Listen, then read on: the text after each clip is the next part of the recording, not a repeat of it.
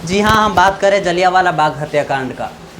ये जलियांवाला बाग हत्याकांड ऐसा था, इसका नाम सुनते अगर आप इसकी कहानी पढ़ेंगे, इसका वीडियो देखेंगे तो आपका रूह कांप जाएगा कि किस तरीके से लोगों को गोली मारा गया था, एकदम भीड़ इकट्ठा। आप मेला में जाते हैं घूमने, दशहरा का मेला हो या कहीं का भी, और अचानक लोग चारों तरफ से घेर के आप पर अंधाधुंध गोलियां चलाएं। आप कल्पना कीजिए 5 सेकंड के लिए आपको कैसा फील होगा। आज हम वही बात करेंगे जलियांवाला बाग हत्याकांड का। आइए दोस्तों शुरू करते हैं। देख लीजिए मेरे सामने ये तस्वीर है, आपको दिख रहा होगा कि एक तरफ पूरा अंग्रेज़ खड़े हैं और अंधाधुंध गोली चलाई जा रही है। जलियांवाला बाग हत्याकांड क्या था, इसकी शुरुआत कैसे हुई थी, इसके पीछे का क्या कारण था शुरू होने का, आइए उसी सब चीज़ पर डिस्कस करते हैं। जलियांवाला बाग हत्याकांड का तार जुड़ा हुआ था रॉलेट एक्ट 1919, एक ऐसा काला कानून जो भारत में लागू नहीं होना चाहिए था, लेकिन फिर भी अंग्रेज़ों ने इसे लागू किया, जिसमें ना कोई दलील, ना कोई अपील और ना ही कोई वकील, डायरेक्ट आपको गिरफ्तार करके 2 साल के लिए जेल में ठूस दिया जाता था। चाहे आप दोषी हों, निर्दोषी हों, कोई उसमें नहीं सुना जाता था। सिर्फ आप पर शक हुआ और आपको उठा के जेल में डाल दिया जाएगा। वही काम हुआ था पंजाब के अमृतसर में सैफुद्दीन किचलू, डॉक्टर सैफुद्दीन किचलू और डॉक्टर सत्यपाल के साथ। आइए पूरी कहानी को देखते हैं कि क्या है। रॉलेट एक्ट, जिसे काला कानून भी कहा जाता है, ब्रिटिश सरकार द्वारा भारत में यह कानून को लाया गया था। कब लाया गया था? मार्च 1919 में लाया गया था। इसका उद्देश्य क्या था? आखिर कोई भी कानून, कोई भी एक्ट बनता है तो उसका कोई ना कोई उद्देश्य होता है। तो इसका क्या उद्देश्य था? क्रांतिकारी गतिविधियों को दबाना। कौन सी क्रांतिकारी गतिविधि? जो हमारे भारत के लीडर द्वारा अंग्रेज़ों के खिलाफ की जा रही थी क्रांतिकारी गतिविधि, उस क्रांतिकारी गतिविधि को। और अंग्रेज़ नहीं चाहते थे कि भारत के लीडर जो है वो पनपे और हमें दबाने का कोशिश किए, तो तुरंत एक कानून लाया गया और उस कानून के तहत लोगों को दबाने का प्रयास किया गया। बिना मुकदमा चलाए ही गिरफ्तार करने का अधिकार देना। इस कानून में बिना किसी पर भी मुकदमा चलाए उसे गिरफ्तार कर लिया जाता था। इसके तहत सरकार किसी भी व्यक्ति को बिना कारण बताए, आपको कारण भी नहीं बताएंगे। अब ऐसे कीजिए, आप मार्केट में घूमिए, जाइए बाज़ार में शाम को सब्ज़ी लाने के लिए, और आते हैं उधर से एक पुलिस का गाड़ी आता है और आपको उठा के बिना कुछ बताए जाके जेल में बंद कर दिया जाता है। आपको कैसा लगेगा बताइए? कैसा लगेगा सोच के देखिए। उसी तरीके से यहाँ भी था, ना कोई कारण बताना है, ना कोई वजह बताना है, डायरेक्टली उठाना है, जेल में डाल देना है, सिर्फ शक के आधार पर कि ऐसा कुछ हो सकता है। बिना मुकदमा चलाए 2 साल के लिए जेल में रख सकती थी। 1-2 महीना 3 महीना के लिए नहीं, 2 साल के लिए जेल में रख सकती थी, क्योंकि यह कानून भारत के भारतवासियों के मौलिक अधिकारों को छीनता था, न न्याय की सुनवाई करता था, सीधे जेल। इसे जनता में भारी आक्रोश फैल गया। इसे काला कानून क्यों कहा गया? रॉलेट एक्ट को काला कानून क्यों कहा गया? क्योंकि इसमें जो है भारतवासियों को मौलिक अधिकारों को छीना गया था और ना न्याय होता था, ना कुछ सुनवाई होती थी। यही है डॉक्टर सैफुद्दीन किचलू और डॉक्टर सत्यपाल, इन्हीं लोगों को उठाया गया था। ये देखिए यहाँ पंजाब के अमृतसर में यहाँ पे ही गिरफ्तार किया गया था इन लोगों को। सभा और गोलीकांड, जब वहाँ पे गोली चली, क्या मामला था, क्या मैटर था वहाँ पे? 13 अप्रैल 1919 को बैसाखी के दिन हजारों लोग जलियांवाला बाग में शांतिपूर्ण सभा करने के लिए इकट्ठा हुए। किस चीज़ के लिए सभा? कि इस कानून के तहत डॉक्टर सत्यपाल को और डॉक्टर सैफुद्दीन किचलू को क्यों उठा लिए, वही का डिस्कशन करने के लिए एक सभा बुलाई गई। कहाँ पे? जलियांवाला बाग के पास। वे रॉलेट एक्ट के विरोध और नेताओं की गिरफ्तारी के खिलाफ प्रदर्शन कर रहे थे। ठीक बात है।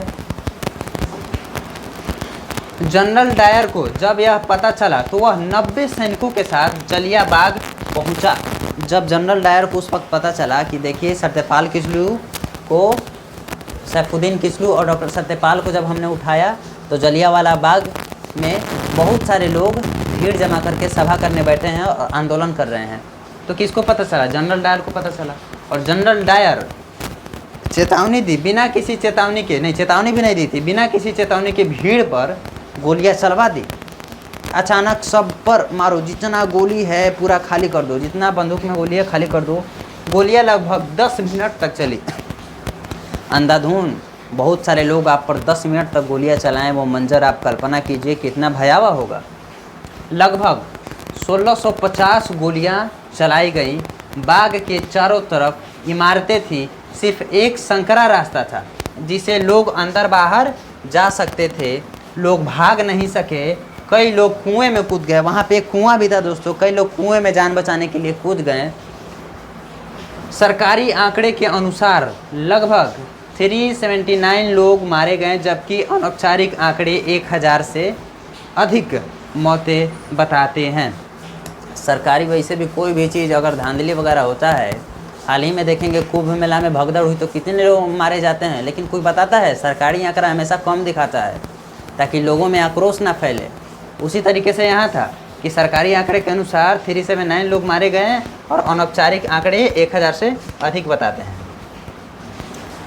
और इसी को लेकर गांधी जी को तो पकड़ के जेल में कर दिया था उस वक्त। इसका प्रभाव पूरे देश में आक्रोश फैल गया। रविंद्रनाथ टैगोर ने सर की उपाधि लौटा दी।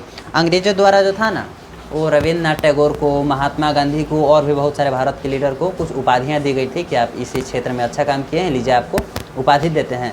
तो जब ये बात पता चला रविंद्रनाथ टैगोर को, उन्होंने कहा लेकिन हमको सर की उपाधि दिए हैं ना, हम उपाधि लौटाते हैं। महात्मा गांधी ने असहयोग आंदोलन शुरू किया। उसी समय से असहयोग आंदोलन शुरू किया।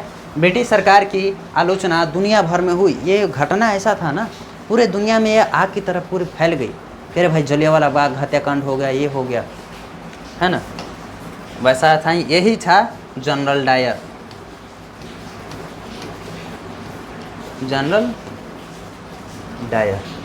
देख सकते हैं ना, एक चुट्टा कहीं के, देख लीजिए इसे, अंग्रेज।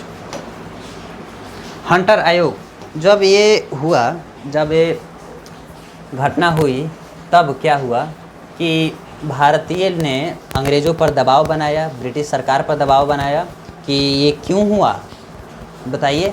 तो ब्रिटिश सरकार ने क्या किया कि एक आयोग का गठन कर दिया। ब्रिटिश सरकार ने भारतीय लीडर को कहा कि आप चिंता मत कीजिए, हम एक आयोग का गठन करते हैं जो इसकी जांच पड़ताल करेगा कि ये जलियांवाला बाग हत्याकांड क्यों हुआ, क्यों लोगों पर गोलियां चलाई गई। लेकिन हंटर आयोग ने क्या किया कि उल्टा सीधा फॉल्सबाजी बताकर चीज़ों को सिर्फ जलियांवाला बाग हत्याकांड पर लीपापोती का जो है ना वो काम किया। ब्रिटिश सरकार ने जनरल डायर के खिलाफ जांच के लिए हंटर आयोग बनाया। हालांकि डायर को दोषी ठहरा गया, जनरल डायर इसमें दोषी पाया गया, लेकिन उसे कोई कड़ी सज़ा नहीं दी गई क्योंकि ये क्या था, अंग्रेज़ था। इसीलिए अब ब्रिटिश संसद के कुछ लोगों ने उसे राष्ट्रीय हीरो तक कहा। बताइए कितना ब्रिटिश के लोग खराब थे यार, कि जिन्होंने निहत्थों पर गोलियां चलवा दी उसे हीरो कहा जा रहा है। कितनी शर्मनाक बात है कि ब्रिटिश संसद में इसे हीरो कह रहा है, ऐसा लचोटा को। हंटर आयोग ने पूरी तरीके से इस मामले पर लीपापोती का काम किया। आयोग का गठन किया गया था कि जांच पड़ताल करेगा कि क्यों गोलियां चलवाई गई थी, है ना, क्यों उतने लोग मारे गए थे। लेकिन यहाँ क्या कर रहा है आयोग, लीपापोती का काम कर रहा है, जैसे कि आज हमारा भारत सरकार करती है। उधम सिंह, हमारे भारत में एक ऐसे शख्सियत हैं जिनका नाम है उधम सिंह। और उधम सिंह ने क्या किया, उधम सिंह ने ये प्रण ठाना कि जो जनरल डायर गोली चलवाया था ना, उसको हम जिंदा नहीं छोड़ेंगे। और अंततः क्या किया, 1940 में क्रांतिकारी उधम सिंह ने लंदन में माइकल ओ डायर, जो उस समय के पंजाब के पूर्व लेफ्टिनेंट गवर्नर था, को गोली मार दी। अब बहुत अच्छा किया, उधम सिंह को फांसी दी गई, वहाँ पे जाकर फांसी दी गई। लेकिन उन्होंने कहा मैंने यह बदला जलियांवाला बाग के शहीदों के लिए लिया है। दोस्तों यही था हमारा जलियांवाला बाग हत्याकांड। आपको वीडियो अच्छा लगा होगा तो लाइक कर दीजिएगा, वीडियो समझ में आया होगा तो कमेंट कर दीजिएगा, और इसी तरह का वीडियो देखना चाहते हैं तो चैनल को सब्सक्राइब कर दीजिएगा। जल्द ही मिलते